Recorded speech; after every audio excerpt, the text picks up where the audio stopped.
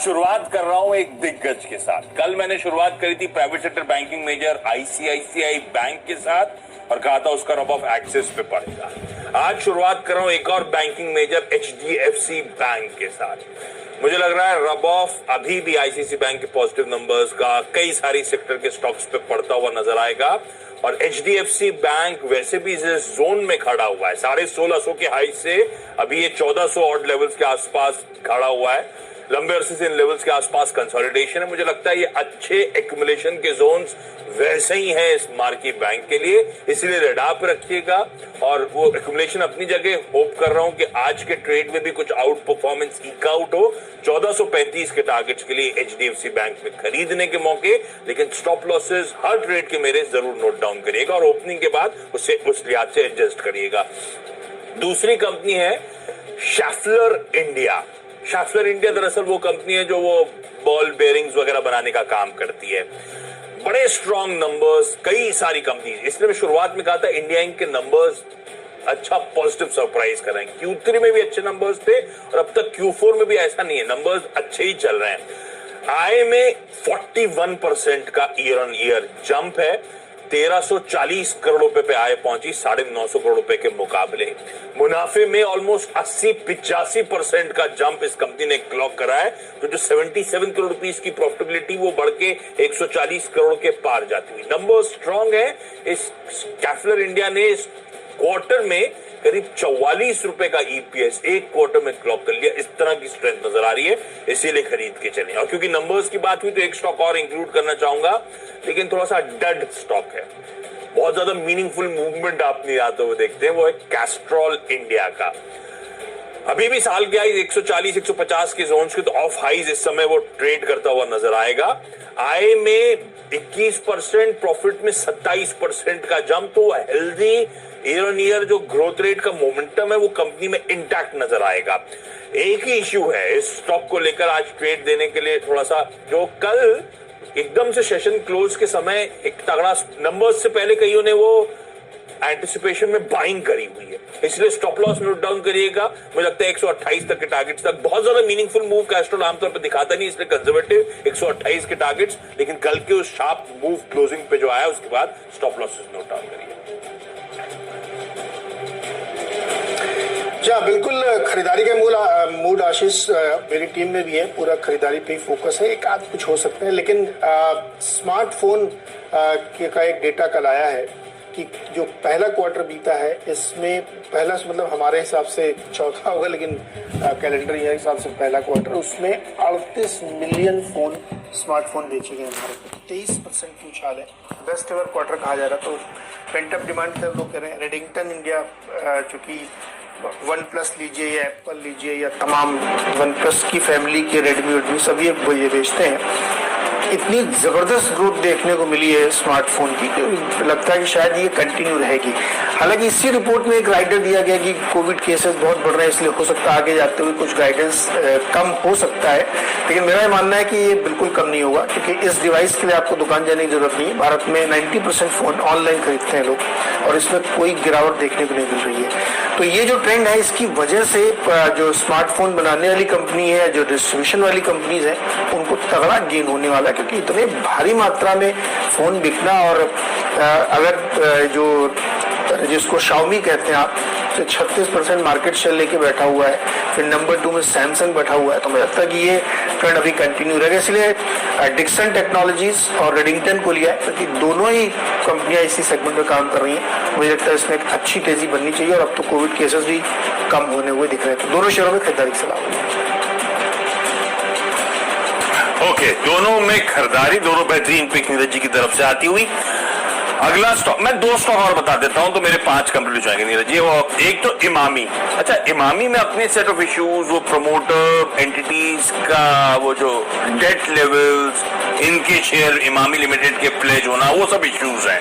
हालांकि प्रमोटर्स ने अब तक वो वॉक द टॉक नहीं करा है जो प्रॉमिस करी थी डीप्लेज करने की, लेकिन अब जब अपडेट्स आते हैं मुझे पसंद आता है। तो इमामी में प्रमोटर्स ने कल बाजार बंधन का अपडेट शेयर करा कि ऑलमोस्ट 26 लाख प्लेज शेयर्स इन्होंने फिर रिलीज करा दिए। वैसे साल के आई ऑलमोस्ट 550 ऑड लेवल के आसपास के, तो खबर अच्छी।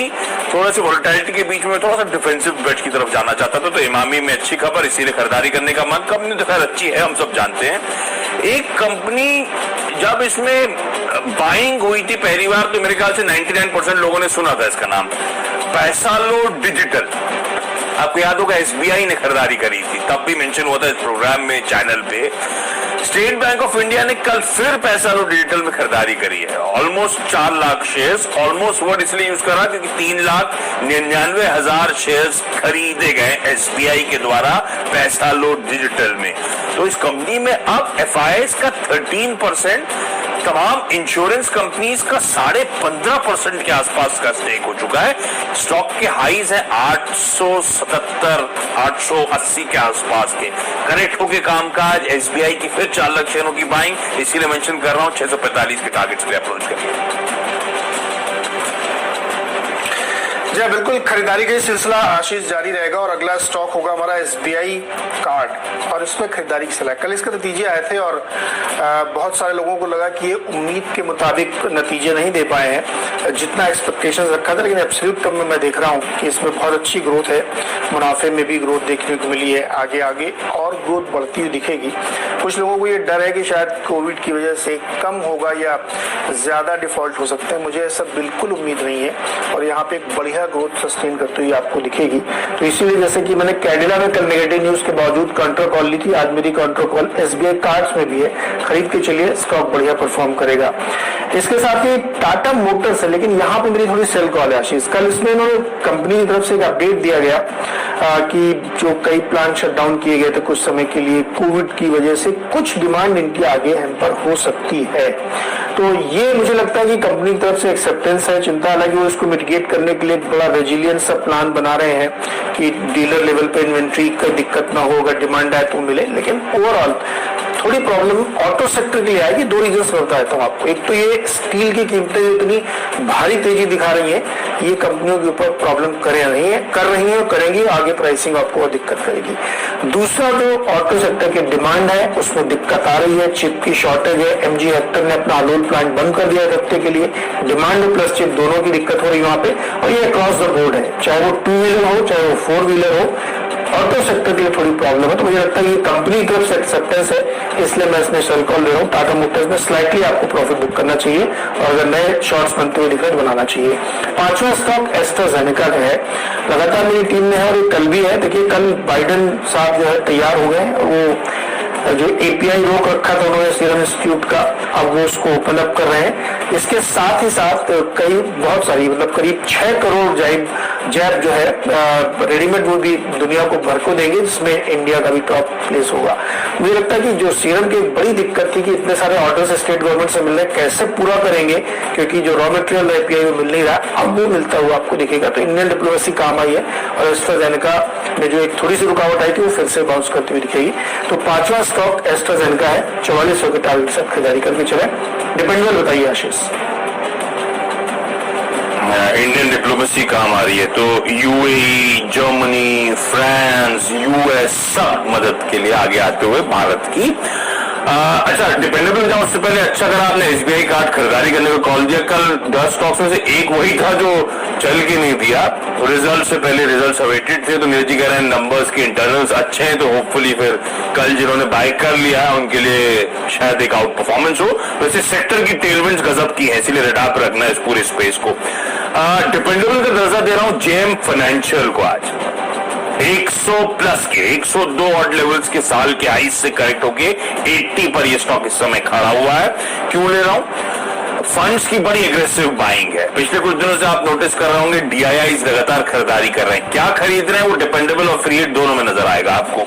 आईसीआईसीआई प्रूडेंशियल म्यूचुअल फंड ने जेएम फाइनेंशियल के 1 करोड़ 1 लाख शेयर्स, यानी कि करीब 1% से ज्यादा outstanding equity secondary market purchase के जरिए उठा ली है।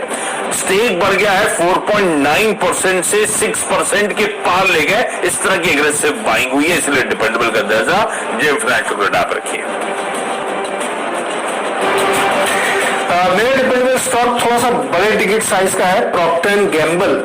इसको हमने लिया है, जो इंडिया वाला है, जिसका भाव 13,000 के आसपास बैठता है। Procter and Gamble health and hygiene. लेने के पीछे 2 वजह है। तो इनका रिजल्ट मई 1 वीक में 4 तारीख को है, उसमें डिविडेंड तमाम चीज अनाउंस होंगी।